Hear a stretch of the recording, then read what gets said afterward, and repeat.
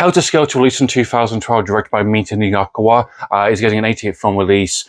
This and another film from the same director on the 23rd of March 2026. Depending on when this video drops, it might already be out by this point. So see for yourself what you think on both films.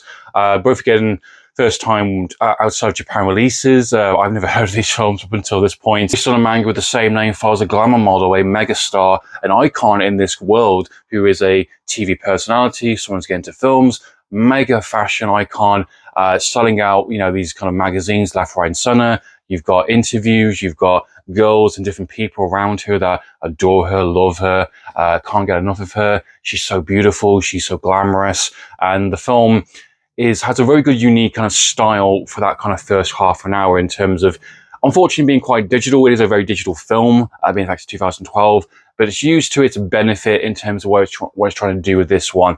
I can't speak for the other films this director has done. I imagined, just from what I'm seeing of clips here and there, that he has a very strong visual palette in terms of his colors, obviously trying to work around the digital aspect and kind of make the film pop a little bit more. And so in terms of production value, in terms of the color schemes and the glamour kind of clothing and the look of the film, for that bottle first half an hour, is pretty good. And obviously it reflects in terms of the bigger themes of the film being very artificial, being very fake. A perfect picture image for this woman, and basically kind of showcasing her life as one end being this like mega star that everyone wants to love, everyone wants to be around, and obviously making a lot of money for, and obviously people want to obviously screw her as well. But behind the scenes, she's very horrible, she's very mean, she's spiteful, she's very jealous.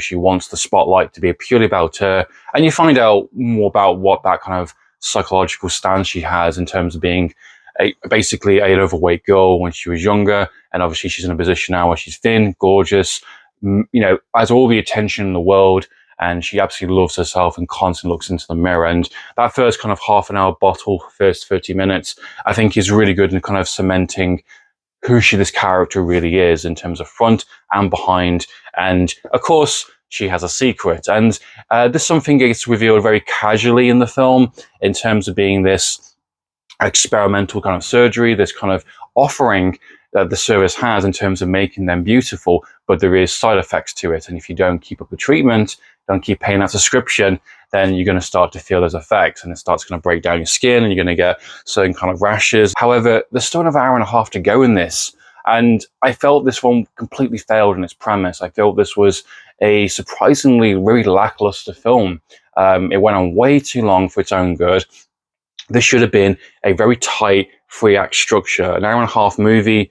First act, pretty good. Okay, you've established the world, established the character. And then act 2 is revealing that kind of surgery, that kind of, experimental, making someone beautiful. But it's very kind of blasé, very kind of casually kind of brought in here and there. She has back and forth conversations between that kind of company and her agent constantly to maintain that image, to maintain that standard. She's sleeping with producers to get more fucking close-ups. She's marrying another kind of fashion icon, not for presenting love, because it's more of an arrangement. A lot of trauma in her past, which I think is hinted on. It's kind of explored a little bit with the sister aspect, and the film completely fails to pick a lane to actually really do something of interest. If you're not going to do the psychological horror aspect, if you're not going to ramp up the film a little bit, okay, fine. What is your message? What are you trying to say? What are you trying to explore? What are you trying to get across to your audience? Okay, you're not really going to say much about that. Okay, you're having a very horrible antagonist. Your main character is not particularly likable.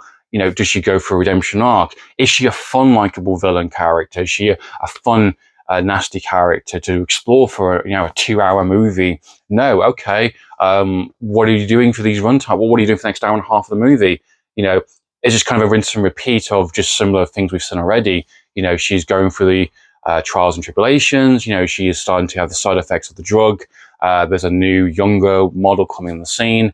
She doesn't like that. She's losing the spotlight. Typical stuff you would expect this story to go. It tries to go for in terms of she has an assistant and she makes the assistant go down on her. She actually sleeps with the assistant's boyfriend and sort of like manipulates both of these two individuals to do her bidding, essentially. And it gets a bit strange, it's a bit odd. And that's an interesting angle to go. Okay, are you going to be exploitation? Are you going to be a bit raunchier then? oh no, it doesn't really fully commit to it. And that's the problem with this film. That's why I get annoyed about what this film ultimately has no real value in terms of where it goes, apart from a gorgeous actress. And don't get me wrong, she is gorgeous, and they definitely take full advantage of that for both the film and for the premise, of course.